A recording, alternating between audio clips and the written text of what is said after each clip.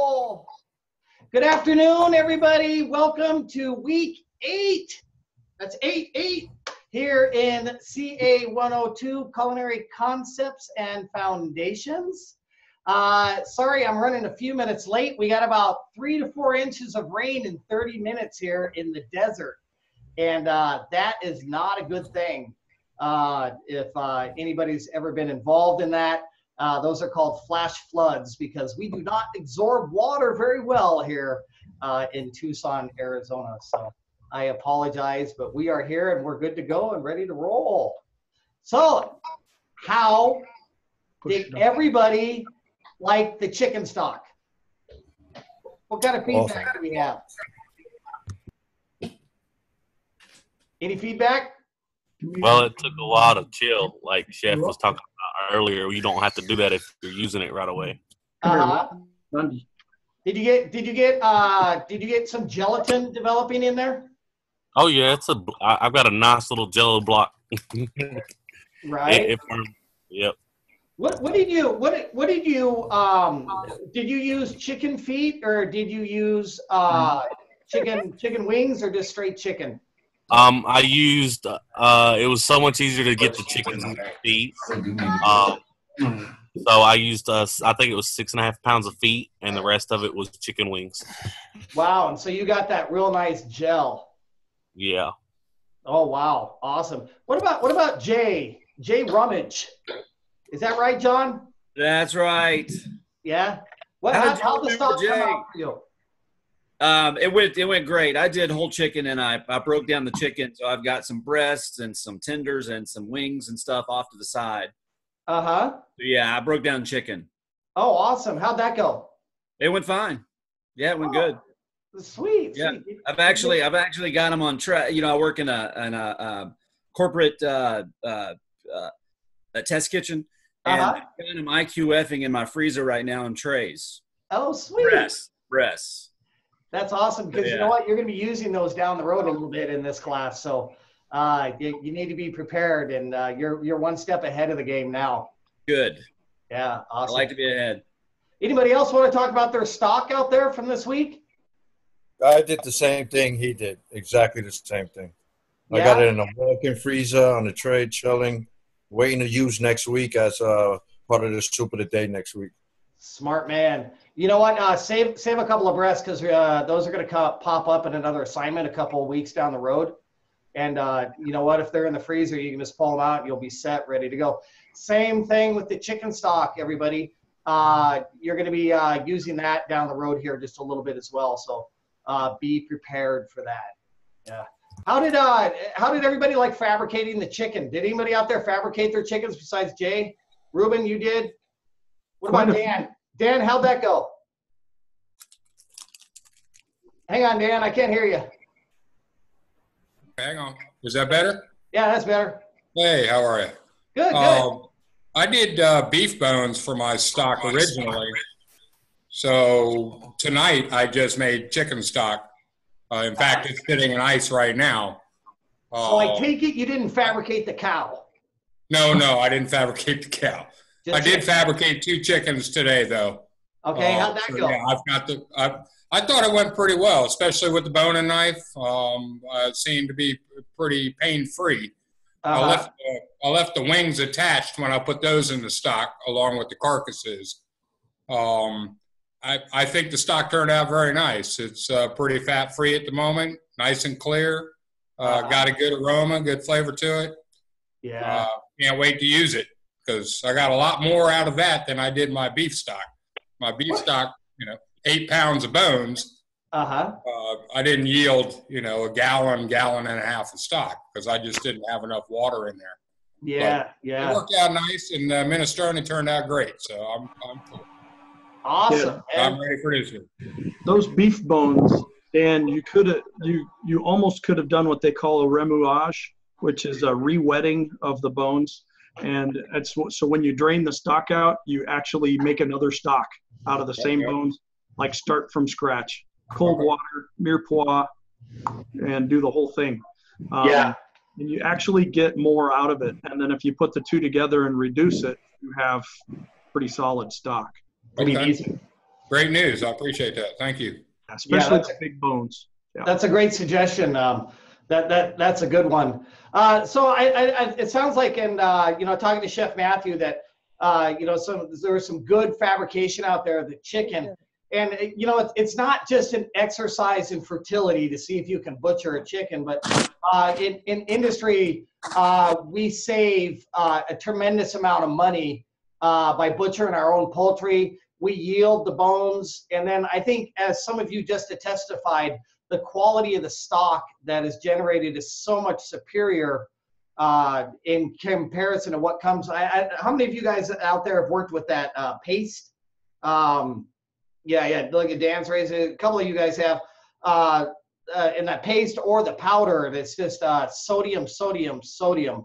And hate it. Yeah, it's a nasty product. And this stuff that you guys made is so much less expensive than that. And so it goes a long way in your business. So great job on that. And I think this was a fantastic exercise. Chef Matthew, what's your feedback for the crew out here on their assignments? Well, I think this one for week 7, while there were some hardships, I think, just the length of time it took to get everything done. I think you guys came through like very, very well. I am amazed, and I feel like, am I doing something wrong? Because I keep giving high score, because the photographs are good. You guys are getting pictures of everything. You're giving me the sanitation photo. You're giving me the head to toe shot. You're showing me the, week, let me count here. Yeah, week 7. You're giving me all the stuff I'm asking for. The narratives are getting really, really good, and you guys are seeing all of the intricate details that you should. So, it's getting better and better. So how we doing on uniforms?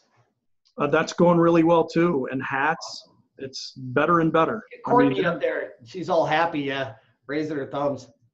One thing I did notice, and let's see, I think a lot of people may have missed it, and I don't want to blame you for missing it, because it's not anybody's fault really.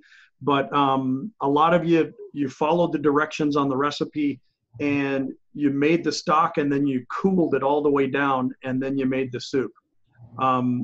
It would be wrong to build a recipe for stock without directions on how to cool it down. But when you're making the soup immediately after that, you don't need to cool it down. Mm-hmm. So I'm sorry. I wish I had seen that. I would have pointed that out, but that's one of those things that as a chef, I automatically think people understand, and I can't think like that.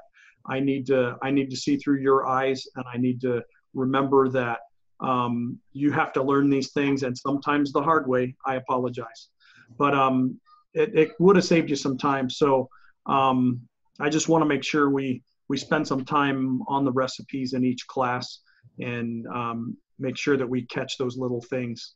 So another thing that I thought was interesting, and I applaud your taste buds.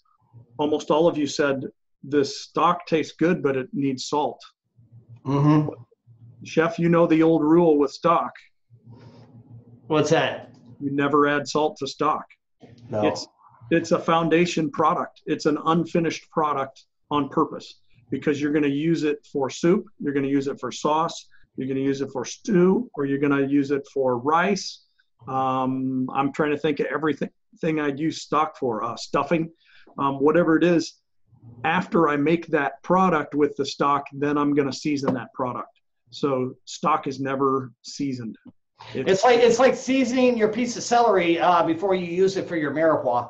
Yeah, exactly. It's a foundation flavor. So great review. Awesome job, everybody out there. Can you guys believe that it's week 8 already?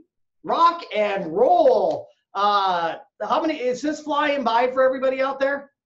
Is it going pretty fast? Yeah. How's everybody learning out there? Does everybody feel like they're learning a few things? Yeah. Awesome. Yeah, I can't believe how quickly this block is going by. Week 8, week 9, 10, 11, 12, and bingo, you guys are on to the next one. And I think once you get to 121, you're not going to be using recipes anymore. So it's kind of cool because you're really going to be focusing on the techniques that you are learning in this class to apply to the new foods that you are going to be using in that class. Before we move on to this week's assignment, which is a little bit more entailed, I just want to touch on some of the issues, or the big issue, and that's some last minute submissions. If you were in our perspective, the people that are submitting their stuff fairly early on Thursday, Friday, Saturday, generally those are the 100s across the board, aren't they, Chef Matthew? And then by the time we get to these Tuesday night submissions, the Tuesday night at 11:59, yeah, they're often a little, how am I doing with this, Chef Matthew? We're a little better this week around, but you're right. The later it gets, then I'm on that thing where if you submitted something and it's a bad link, then you didn't submit anything at all, and then I'm stuck where I can't give you the on-time points and that kind of thing. So getting it in even a day earlier gives you that time, and I know everybody's made a mistake. That's me too. But getting that in a little bit earlier, if you get a bad link or accidentally submit a bad link, then there's time to recover. And I just, I want to be fair, and I want you to get what you deserve. So. And I noticed this a lot with the discussion board. The initial posts were real strong. And then as we kind of got close to the Tuesday thing, they just kind of got a little smaller. So it'd be great if everybody could really focus on staying ahead of that game and really submitting early. It's not just for this class, but once you get into some of the other classes, these habits are really going to pay off for you. And they're going to make your life really easy, especially once you get in industry. Running ahead of the game is where it's all at. So time management. But you guys are rocking the house, especially on this week's score. So excellent job. A lot of A's in this class, and that's really impressive. So excellent work. Moving on to this week, let's take a look at our assignment page over here. Can everybody see that? Looks good. Looks good. Week 8. Let me get there here. I'm a little slow. Week 8. Is everybody taking a look at the little video that's posted each week? Yeah, Ruben is. It's kind of just a little excerpt about what's coming up, maybe any kind of hints or anything we can do to help you guys move forward. This week, we have 2 knowledge checks. Once again, don't forget those knowledge checks are due Saturday, so we want to get those things in early, get them done, out of the way. And you can take those as many times as you want. So if you don't do so well the first time around, take it again. And the research materials are right above it. So easy points. That's an easy 20 points for you to knock out right there each week. Live session, you're here. Thumbs up. If you miss it, don't forget that there's an archive right here. And then our assignment this week, we're getting into soups and sauces. We're going to be working with veloute sauce, tomato sauce, and chilled leek and potato soup, commonly called vichyssoise, if you want to go old school French. So that is on the docket this week, and there is a narrative included in that as well. But going back to our assignment, check this out. Mother sauces. How many people out there know their mother sauces? Yeah, Jay does, Tanya does. Sandra, did you raise your hand? Mother sauces. Ivory does. See April down there. That's awesome. Dorel. Yep. So a few of you guys do, right? What are the mother sauces? Auguste Escoffier, I think. Didn't he do those, Matthew? Chef Matthew? Yep. Yep.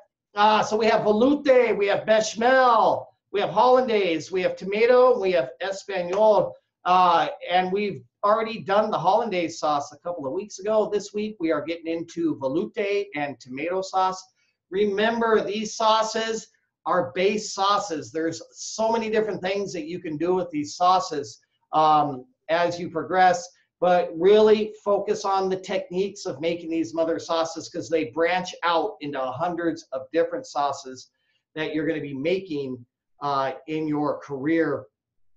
So talking about the veloute sauce, the first one up on the docket. Basically, it's a white stock. Traditionally, it's made with chicken stock and then a roux. So this week, you're going to take your white mirepoix, which is parsnips, celery, carrot.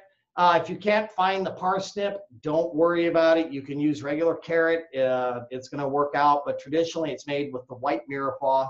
And you're going to sweat those vegetables, and you're going to make a roux. A roux is a critical thing in our industry. How many of you out there have made a roux before? A couple of you have, right?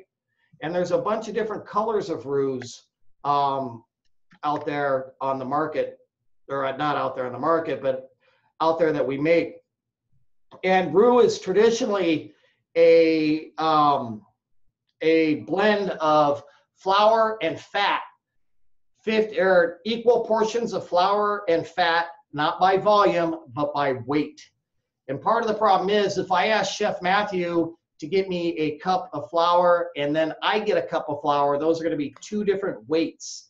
So we need to make sure that we weigh out the amount of flour and weigh out the amount of fat. And the traditional fat in making a roux is clarified butter. However, there's a lot of other types of fats you can use. We try to avoid oil, especially olive oil, because that could create kind of a bitter type flavor in it. I've seen a lot of people use duck fat, which is a really good fat. Bacon fat, because it's kind of got that smokiness in it, and it kind of really will end up flavoring your dish according to the bacon flavor, so that's not so good. Salad oil, you could probably get away with using it, or melted lard, but the best is going to be the butter. And what you're trying to do is, in this week's recipe, you're going to be sauteing your mirepoix, your white mirepoix, parsnips, celery, onions, in your clarified butter. If you don't have the clarified butter, shoot for regular whole butter. Just add a little bit extra. It's kind of hard to clarify 2 ounces of butter, so if you want to use a little bit of extra whole butter, that's perfectly fine. After you sweat your vegetables, you're going to add some flour to that, equal portion by weight, and you're going to make sure that that flour is thoroughly coated with all of the butter, and you want to cook it for about a minute. And over here on the screen, we have a couple of different roux, and this one right here is a more of a traditional roux. So it's called a blonde roux or white roux that you're going to be utilizing for your veloute. Veloute is a pretty white sauce, so you want to keep your roux fairly white.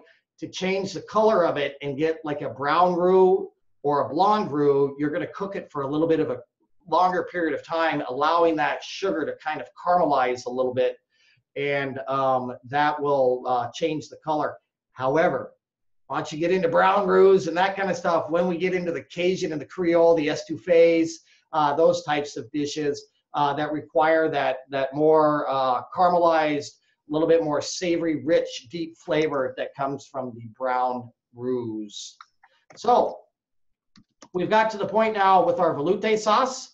We're going to saute the mirepoix in the fat, then we add the flour, and then we're going to add the chicken stock, and we're going to whisk over low heat until that roux completely dissolves into the chicken stock.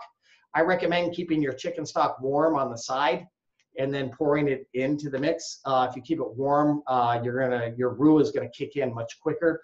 Your roux will not kick in until your sauce gets to at least a simmer. You can let it come to a boil, whisking desperately, but I don't recommend the boiling thing because that sauce is very sensitive to burning because of the starch that's in there. So you're going to stir that roux over a simmer and let it cook out. Let that roux thoroughly dissolve into your sauce as that go. Chef Matthew, did I miss anything about veloute? No, and I raise my hand to back you up and drive your points there. And I think the big key is I've seen a lot of people make sauce and they go, well, it's just not thickening. And I'll ask, well, has it come to a simmer yet? They go, no. Mm-hmm. I go, okay, yeah, it's got to come to that simmer. And I've seen people add more thickening agent because they think it's not thick enough yet, and it still hasn't come to a simmer, and then they end up with wallpaper paste. Yeah. And, you got to wait it out. You got to let it simmer. Don't let it boil hard or anything. Let it simmer and keep a good stir on it. Make sure you get all the way in the corners. Scrape the sides down really well. So, I mean, yeah, chef, it was a great description. Thank you for backing that up because that's extremely important. And one vital thing about roux, it's not going to kick in and start getting those thickening properties until it gets up to a simmer. And that's the same thing with other farinaceous-based thickening agents that we commonly use in the kitchen, like cornstarch, arrowroot, and some of these other things. They need those high temperatures for them to kick in and start working. So make sure that you allow it to simmer for a few minutes. As it cools, it's going to become very, very thick. And to rehydrate or reheat veloute, you really have to rehydrate it because as it cools, those starches continue to thicken. So if you want to bring it up the next day, you're going to put a little bit of water in your pan, bring it to a simmer, and slowly stir that sauce in to bring it alive once again. Veloute sauce. Does anybody like chicken pot pie out there? Yeah? Mm-hmm. No, yeah. Yeah, that's a good one. Chicken pot pie, chicken a la king. There's 100 different uses for veloute sauce. Not to mention the soups and everything else that they commonly use. So it's a very, very common thing. It's almost similar in nature. Is anybody out there familiar with bechamel? Yeah, any bechamel people? Yeah, Timothy up there is raising his hand. Down there, Christopher's got his hand going. Latonia's got her hand up. Yeah, and Chef Matthew's got his hand up too. You know, bechamel, I bet you've been eating it all your life and you didn't know it was bechamel. Yep. Every one of you had it. Mornay sauce, cheese sauce, sausage gravy. What's that? Lasagna. Lasagna, it's in there too? Yeah. And of course, we can't forget gravy, right? Bechamel is the base for a lot of great gravies out there. So veloute sauces, and then bechamel. The big difference between bechamel and veloute is one is made with chicken stock. The other one is simply made with milk or dairy product. Bechamel will have traditionally some onion or a sachet in there as well. So that's important to remember that, but that depends on the chef that you're working for. So just don't forget, ladies and gentlemen, saute your mirepoix till it sweats, right? We don't want to caramelize it. We don't want any color. We just want those onions to become nice and translucent. Then we're going to add our flour over very low heat. We're going to cook that roux until all those flour granules become thoroughly coated with that clarified butter. It should almost be like the thickness of a thick sand type mixture. It shouldn't be pourable, but then again, it should not be strong enough to be a weapon either. So it's got to be kind of in the middle, kind of like a sand thing. And that's the best way I've heard of it described. You got to let that cook for a minute. Add your warm chicken stock. Keep a pot on the side with some chicken stock in it. Add your chicken stock. Stir. Don't walk away. Put your cell phone away. No texting, right? We don't text. We don't drive. So we stir our veloute, and we got to cook that roux thoroughly out, and then it's going to come to the simmer, and then at that point, you will season, right?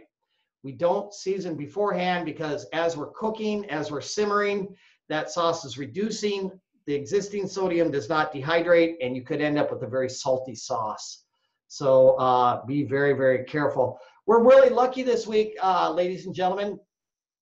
Chef Luke has decided to share some more videos with us on the preparation of veloute sauce, tomato sauce, and chilled leek. And for your convenience, this is also in your class page.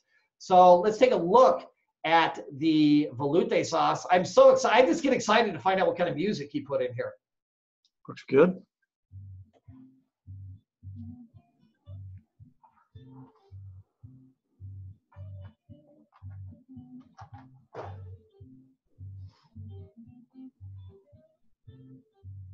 He's got white mirepoix.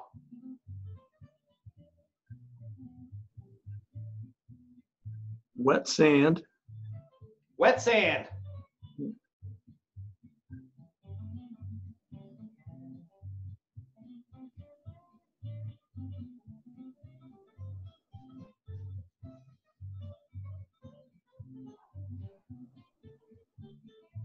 Yummy. Oh.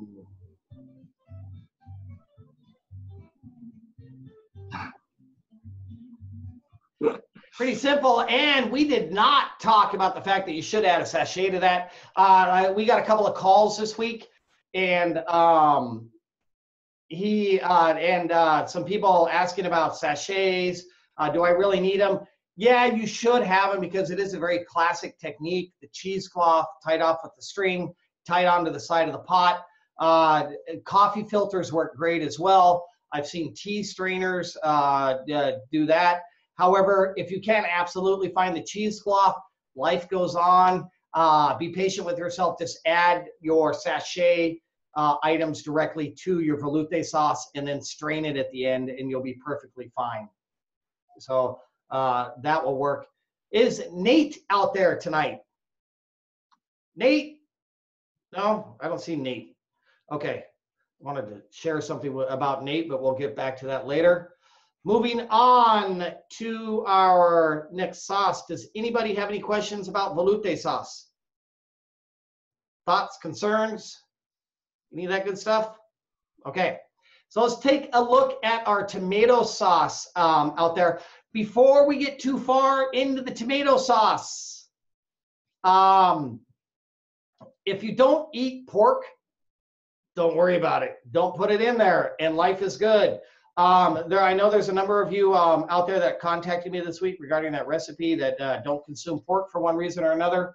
No worries. Simply do not put it in there. And then, simply on your narrative, just make a quick note to Chef Matthew, just saying, hey, I don't eat pork.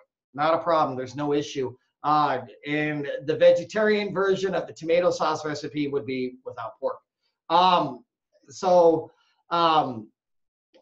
That would be that. The reason we add the pork to the tomato sauce, number one, it's the classic version, and it adds a lot of depth of flavor. Tomato sauce can traditionally be very acidic and a very rich sauce.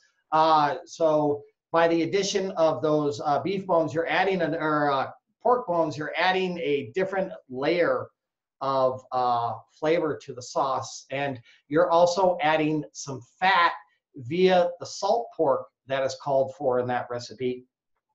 And that also helps add a certain sense of richness to the sauce. So it's something that's very important. You can use ham hock if you want to. However, traditionally ham hock is a smoked product, and it's going to add a smoky flavor to your tomato sauce. I've heard some people say, hey, it's completely awesome.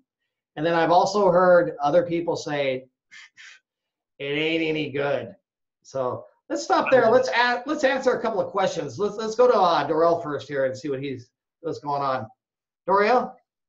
Yes, Chef. I have a question. I have neck bones. Would they work for the tomato soup? For the tomato sauce? Neck bones, as in beef neck bones? No, hold on. Let me go look at the package. Okay. And I also have ribs as well. Okay. I have pork neck bones. Okay, that's perfectly fine. That'll work great. And the neck bones, the reason I ask, neck bones are an excellent source of collagen, which will add some additional body to your tomato sauce. So yes, you can, and yes, it is recommended. So great question. Thank you very much. Does that answer it for you? Yes, sir. How about Jay? What's going on? I was going to ask the same question. I can't find the salt pork. So I was thinking about maybe using some country ham, a little bit of country ham. Country ham would work great. Pancetta, if you could find that, which is rolled pork belly, Timothy up there. Fatback. What's that? Fatback in the South. Yeah, fatback. That works pretty well. But the pancetta, if you can find that in a specialty market, that would be absolutely fantastic. Pork belly, if it hasn't been smoked, is absolutely fantastic as well to utilize. Okay. All right. Thank you. You're welcome. All right, ladies and gents, back onto the tomato sauce. So the recipe does call, for some caramelized beef bones. You can add those in as well if you want to go vegetarian. Obviously, we just omit those. The vegetarian substitute, I would recommend perhaps caramelizing some of your vegetables to add that other layer of flavor to it that we're trying to get from the bones. So that would help. If you can't find the salt pork, don't lose any sleep. We still care about you. You can use, simply use olive oil or another type of fat to brown your mirepoix. The recipe also this week talks about rendering, okay? And I don't know how many of you are familiar with rendering out there. You'll probably run across it at some point in time in industry. That's when we'll take our scraps from butchering and we try to render the fat. And that means to cook the fat down over low heat, stirring occasionally, allowing all the moisture to evaporate. And what that leaves behind is just fat. And so that's what they're referring to. So they might be asking you to render the salt pork. And if you're going to do that, that's great. However, if you're not using salt pork, just skip right over that. Now, as far as the tomato product is concerned, a lot of different options here. If you go to the grocery store, there's conservatively what, like 10,000 different labels of tomatoes on there? Is that about right, Chef Matthew? Right? I think you're short about 500,000. So yeah, for some reason, grocery store shelves have a ton of tomato products. When I do it, I like to use either whole peeled tomatoes or crushed tomatoes, which work perfectly well. Make sure that you look for a label that is no salt added, especially if you are working with salt pork, because you're going to give yourself a sodium fit upon tasting it. Yeah. So make sure that you look for a no salt added, and make sure you read the label of the tomato product. You just want tomato in there. It might have some citric acid as a preservative, and that's fine. Don't worry about that. But make sure you don't get one that has basil and oregano and Italian seasonings and only God knows what else they put in there. But you don't want to do that. So what you're going to do, you're going to render your salt pork, and you're going to add your pork bones and brown them preferably. Add your mirepoix. You're going to let that brown in the bottom of your pot with your bones and everything else, kind of stirring it around like a big old witch around Halloween, stirring it. And once your mirepoix is brown, you're then going to add your crushed tomato or your whole tomato, whichever one you want. And that's perfect. You want to let that simmer for about hour and a half to 2 hours. Don't leave it unattended, right? It's like leaving a child unattended in a pool. It's not a good thing, right? So you need to take your sauce, right? And it's over low heat.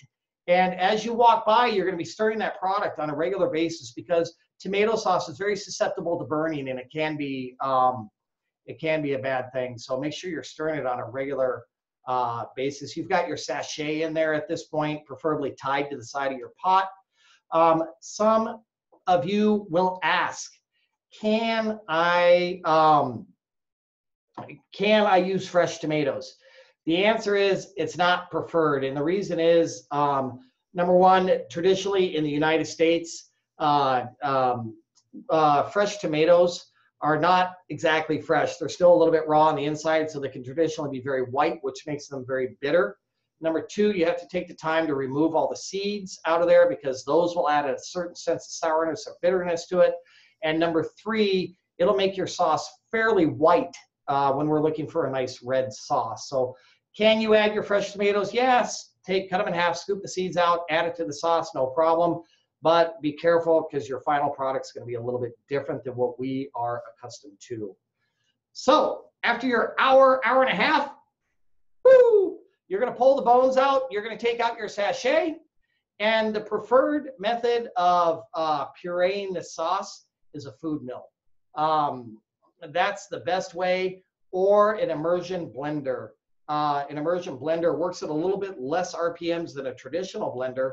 And blenders are not really good for this exercise, and there's a couple of reasons. Number 1, I don't know how many of you have ever pureed a hot sauce in a blender before. Anybody out there? It can be hazardous to your health. Once. Right? Because heat expands, and then once you add that friction in there, yeah, woohoo! You could have Mount St. tomato sauce going off in your kitchen, and you don't want that. So the preferable is the food mill or the blender, and traditional blenders also incorporate a lot of air into the product. So that's going to turn your tomato sauce a light white color. So you want to kind of avoid that. Once you get that puree, you're going to get it into an ice bath because you need to chill that down. Just like you guys did with your stock, you cleaned out your sinks, you put ice and water in there, then you took a glass dish and you set it down into the sink. With your tomato sauce, you want to do the same thing. Get it out of the TDZ, right? The temperature danger zone, about 40 to 145. Highly recommended to take the tomato sauce that you don't immediately consume, put it into a Ziploc baggie, make sure you label it with all the pertinent information, right? Get as much air out as you can, lay it flat, and then freeze it. Because in a couple of weeks, you are making pasta, right? So you're gonna need that tomato sauce here in just a little bit. So go ahead and get it done now and have it in your freezer. I'd like to show everybody Chef Luke on tomato sauce here.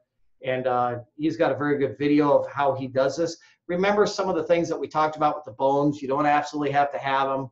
The sachet for this recipe I would recommend because the peppercorns and bay leaf and everything else can kind of get a little bit messy in there. But taking a look at the tomato sauce.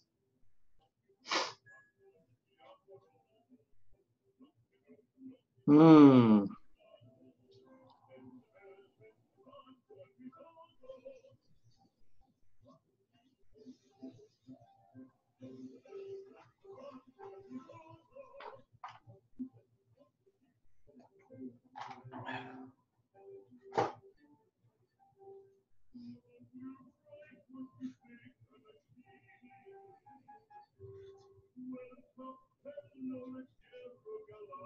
Nice music.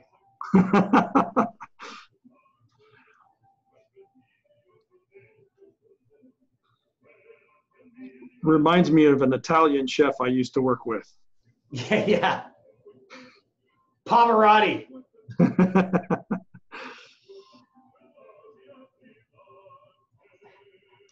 Great job, Chef Luke, rocking the house, man.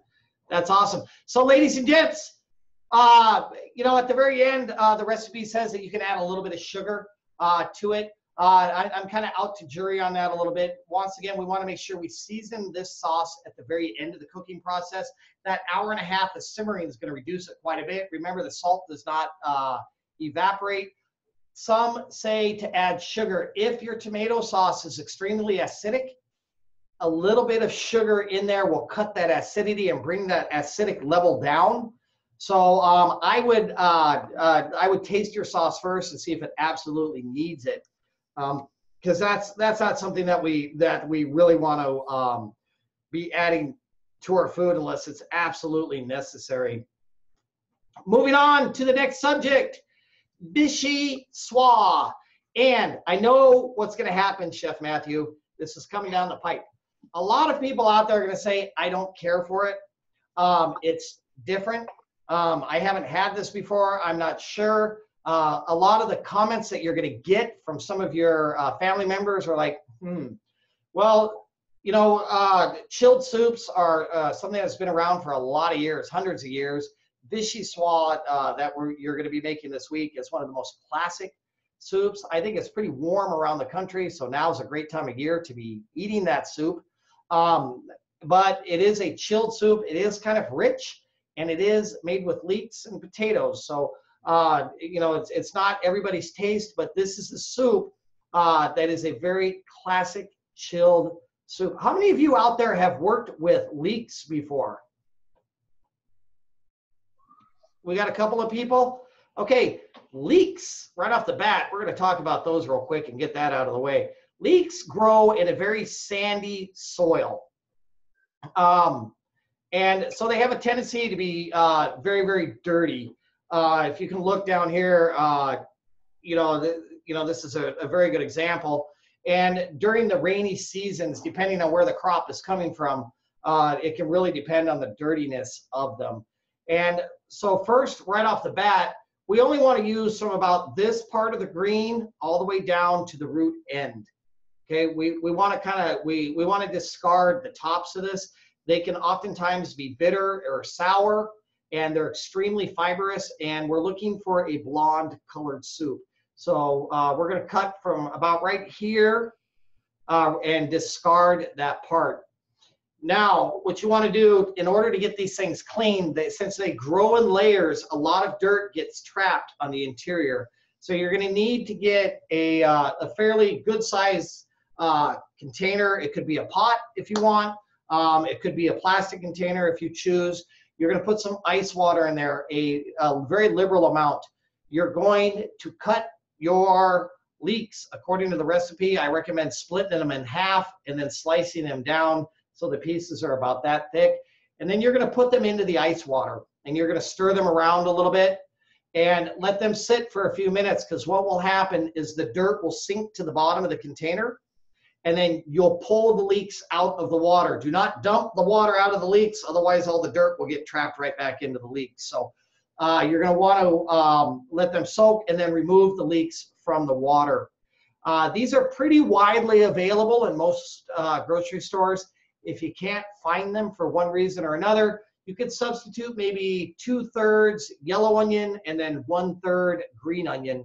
And you'll get kind of close to the flavor, but not absolutely there. So they should be available in most stores floating around out there.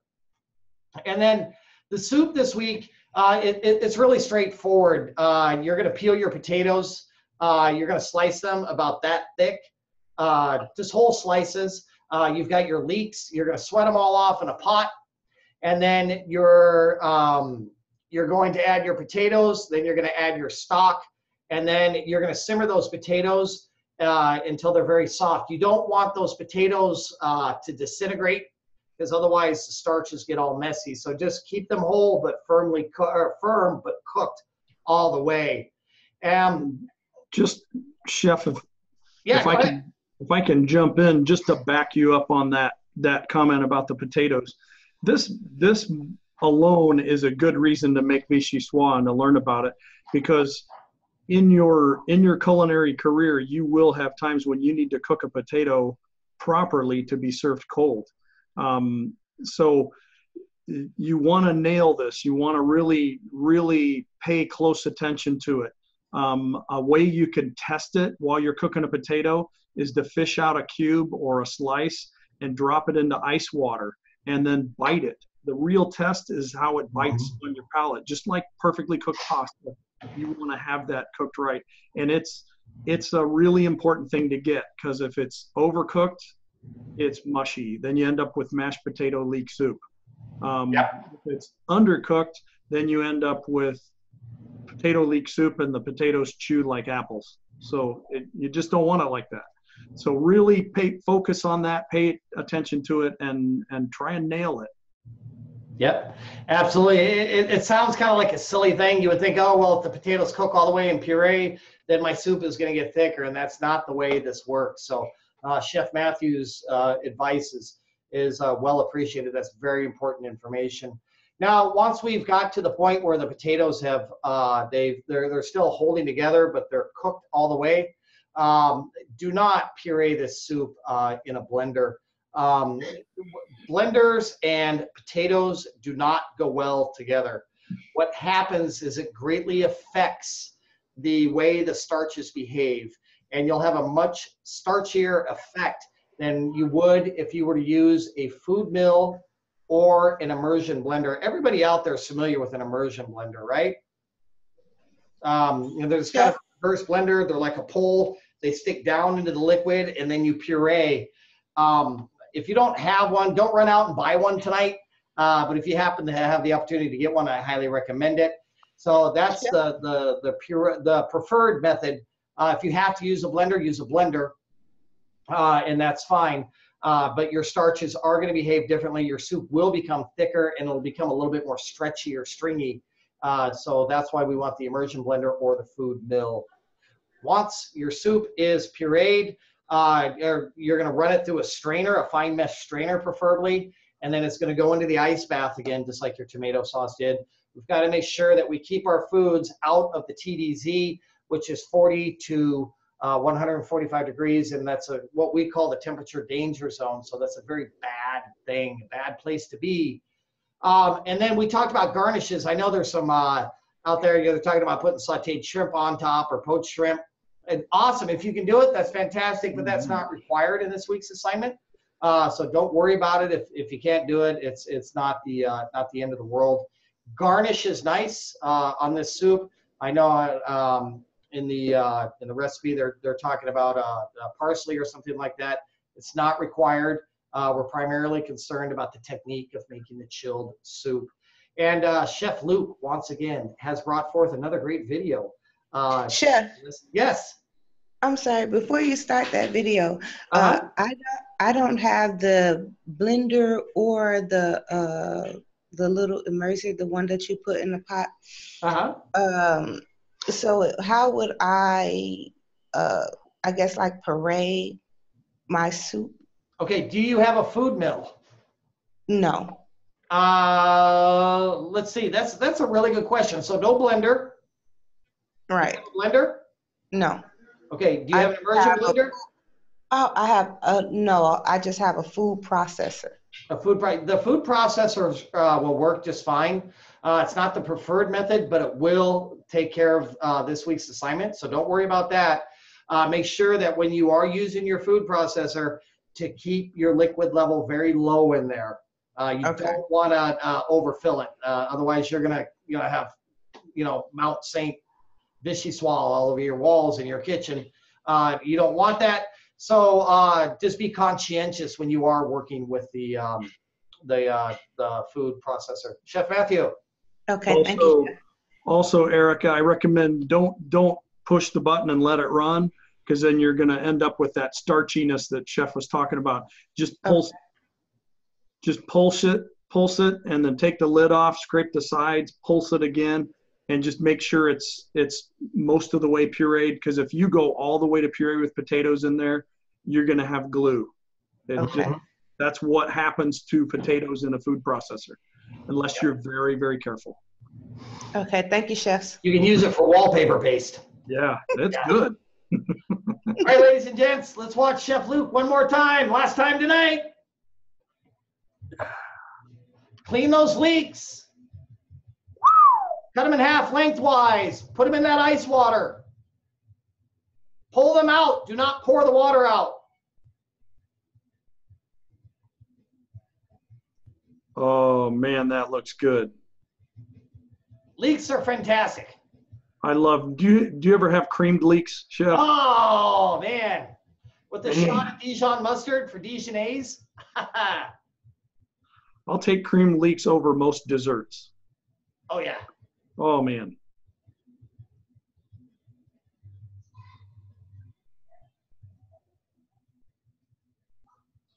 Wow.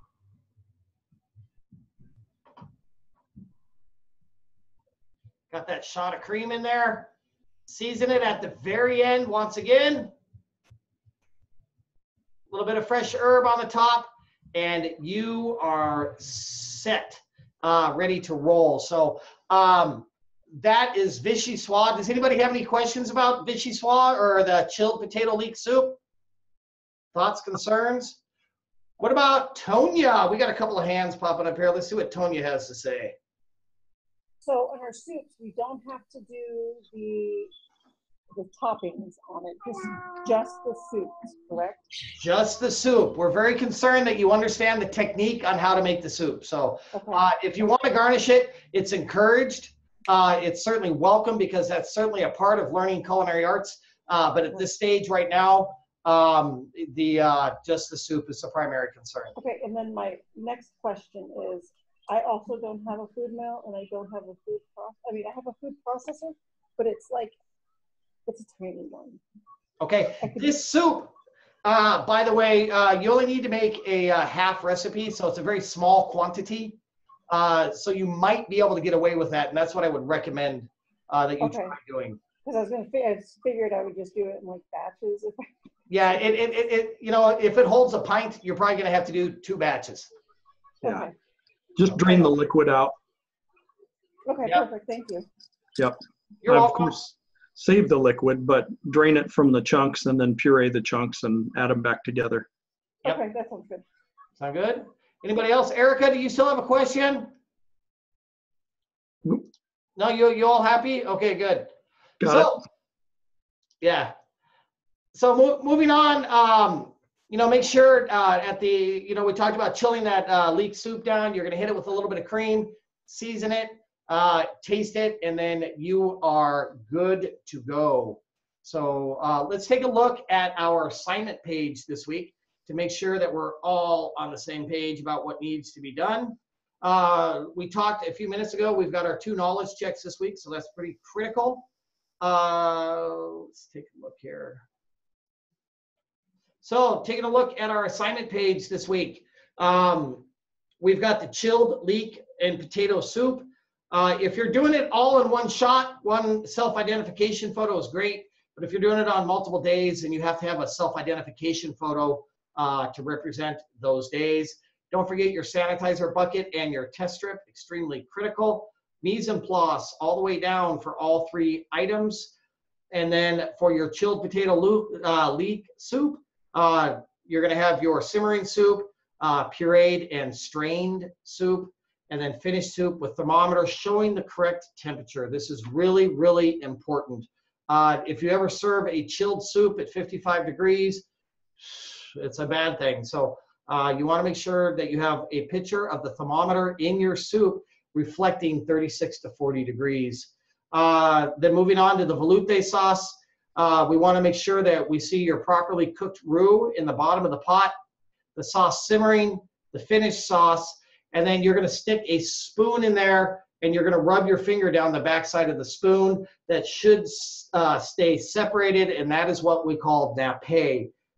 We need a picture of that, properly cooled sauce in an ice bath with the thermometer in it. Once again, the thermometer is a critical issue. That's going to be showing between 36 and 40 degrees. Tomato sauce, properly diced and rendered pork product. If you're not doing pork, it's okay, no problem. Simmering sauce, finished sauce, and then you also want to make sure you get to nappe on that as well. That is very, very important. Don't forget that you have a narrative and production sheet this week that's due as well. And then we have no discussion board this week. So we have the 2 knowledge checks and then the recipes due. So it's a lot of cooking this week and not as much paperwork as we had last week because you don't have the discussion board. So that is kind of a nice change of pace. What kind of questions do we have out there? Any questions on the veloute sauce? Once again, that's a mother sauce. It's a branch. It goes into a lot of different sauces. And chicken pot pie is great to make. You saw Chef Luke. He took this finished veloute sauce, added some diced chicken, and then some peas and carrots, and boom, he had the mix for chicken pot pie right off the bat. That is delicious. Let's see, Dorel, let's see. What's going on, Dorel? I have a question. If I get the blender if I do go and buy a blender, do I just put it on low when I do my tomato sauce? Yep, I've done it on high before. Yeah, just keep it on low. Yeah, okay. Low and slow. The tomato sauce really isn't affected by the, and I understand what you're asking. The tomato sauce really isn't affected by the high speed of the blender because it's not a starchy sauce. However, just for safety purposes, you're going to want to make sure that you do start that on low. It's very important. Okay. Your question? Yeah, that's all. Thank you. You're welcome. Who's up next? How about Dan? What's going on, Dan? Hey, yeah. When it comes to doing these assignments, and I only refer back to the stocks that we just completed, am I paying more attention to the video for the technique, or am I following by the book as far as the recipes that you all present us? What is your? Could you narrow that question down a little bit more? Yes, I can. For instance, on the white sauce with the beef, I needed 8 pounds of beef bones and 5 to 6 quarts of water to equate to a gallon of stock. I also need 8 pounds of chicken bones for a white stock chicken base. Right. Am I following that to the T when I'm making whole batches, or are there adjustments to that I should be making to give you or give myself the gallon of stock that I need? Because I came up with way less than a gallon. Yeah. Like I said earlier, it was still really good, but I came up with a lot less than I was expected to come up with. And I'm just wondering, when they say make a whole batch of stock, then make a third of a batch of minestrone. Right. Right. Am I following those instructions to the letter on that recipe that I'm presenting? Okay, so in reference to the stocks, it's a very intelligent question. And number one, the most important thing that you learned this past week with the stocks was the technique of making the stocks. Now, the next time you go around, you're going to be able to establish your own ratio. They're trying to get you to understand the ratio of bones to the ratio of mirepoix, right? So like a 25-75. And as you progress, you're gonna alter that to fit your own taste. But the primary thing this past week was to learn the technique. Okay. Right? So the next time you make this, I would recommend using a larger pot to accommodate additional liquid. Because I think the bones thing, I've seen it done with as little as 5 or 6 pounds of bones, but you don't extract as much collagen. And that was my concern. And I've got a pretty big stock pot. I was trying to follow the directions specifically on the recipe, and I was having to continue adding water, obviously, to keep the levels. Right. And you did absolutely the right thing. And what happened to me when I went through culinary school back in 1990, I learned how to make stock just the same way that you are. Once I got into industry, I started developing my own style, and it became radically different from what I learned, but it's the same technique, right? So, but my ratios altered a little bit. The simmering, the sachet, the mirepoix, everything else, it remains the same. But then, you know, Dan's going to have his version of stock that will be based on this technique. Does that make sense? Understood. It does. It does. Thank you so much. So just keep it. My recommendation is keep moving it around, you know, until it becomes Dan's. You know, and that's one. I always like putting my name on it. That's for sure. Yeah. Well, that's one of the things that makes us great as chefs, right? If we all went out and generated the same exact product at the same, can you imagine what would be the fun of eating out? It couldn't happen. It like going to McDonald's. And you know, just backing you up, Chef, on that, and yeah, you're gonna develop your own style for stock, and that doesn't mean you're gonna stray from the technique, which is just what Chef was saying. And Dan, really, and everybody, it's nearly impossible to write every possible issue that can, or difference that you're going to have into a recipe. Your electric stove versus a gas stove versus how much ambient heat you have in your kitchen versus the draw that your hood fan creates versus all the equipment you're using, and a thick bottom pot versus a thin bottom pot. I mean, you can't write all those variables into recipes. So a lot of times taking a recipe that's this big and shrinking it down to this much is really, really challenging. So tough. Yeah, good point. Good point. And I guarantee you, in 5 years, Dan, you're going to look back and you're going to go, you know what? I'm making stock with the same technique, but it's completely different. Yeah. And that's what culinary school is all about, is just learning the technique and then getting out there. Does that help you out, Dan? Are you good? Absolutely. Absolutely. I appreciate that very much, gentlemen. Thank you. Pleasure. Let's talk to Timothy out there. What's going on, man?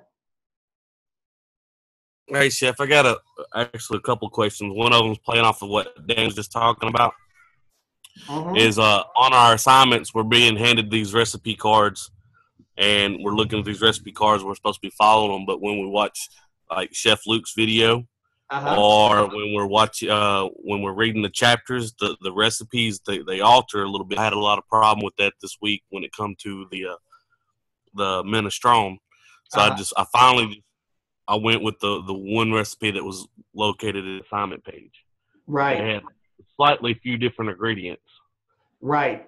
Now, going back to what we just said a moment ago, you guys are very perceptive, and those points are right on key.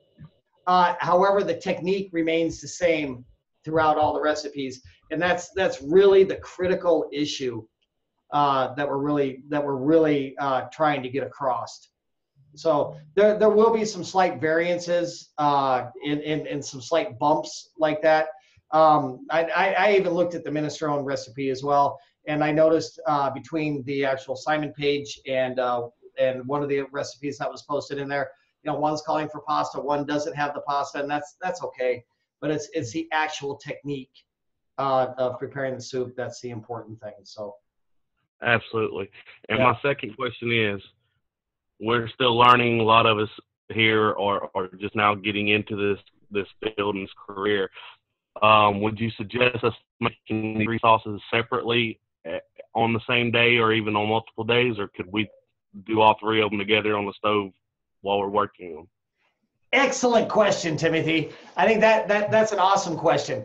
Okay, number one, we've talked since the first week in school about a couple of different things. And one was organization, 2 was time management, right? And then 3, we talked a lot about mise en place. All the pictures that Chef Matthew's been looking at, they're all about organizations and everything else. And I think I've mentioned probably for the last 7 of the 8 weeks about organizing yourself on a particular day. So my recommendation would be to take Friday and start a prep list, right? So you've got tomato, chilled leek, and veloute, right? You list out your mise en place, right? And then you list out what you can get done.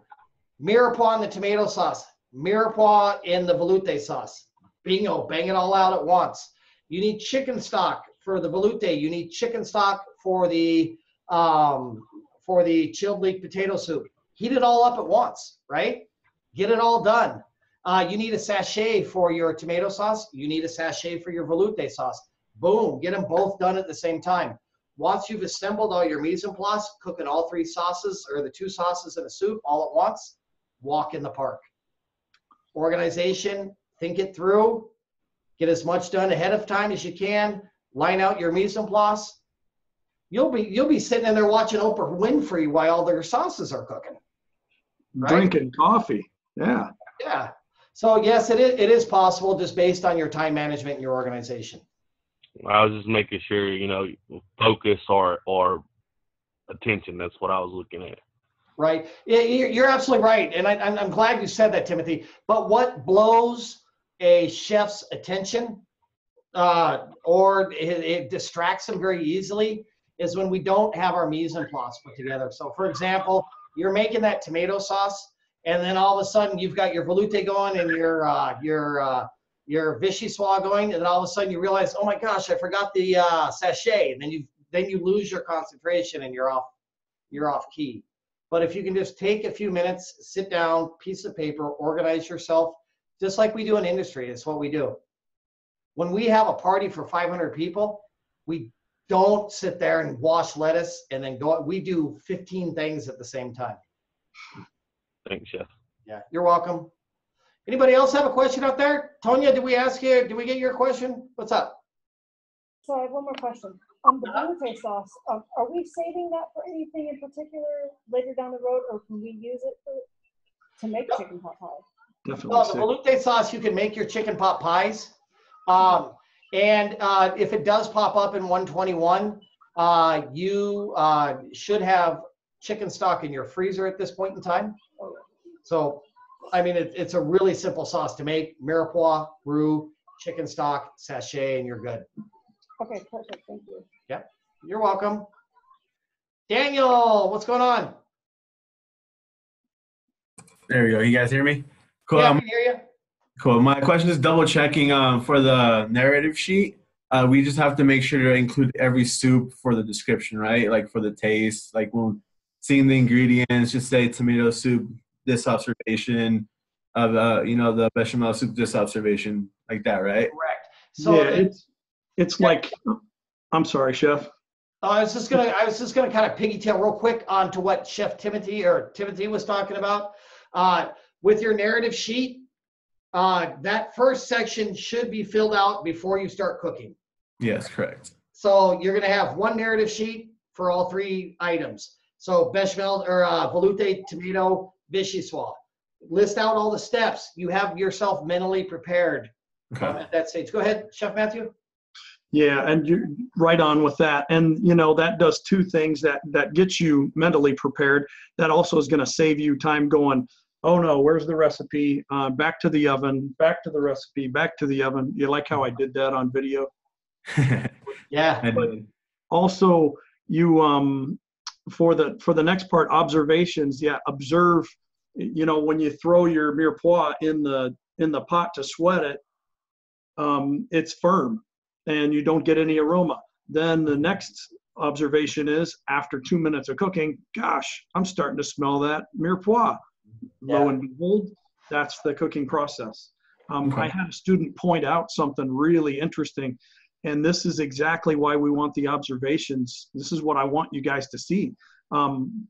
She pointed out that the mirepoix cooking in the stock had a very different aroma than the mirepoix sweating in the pot.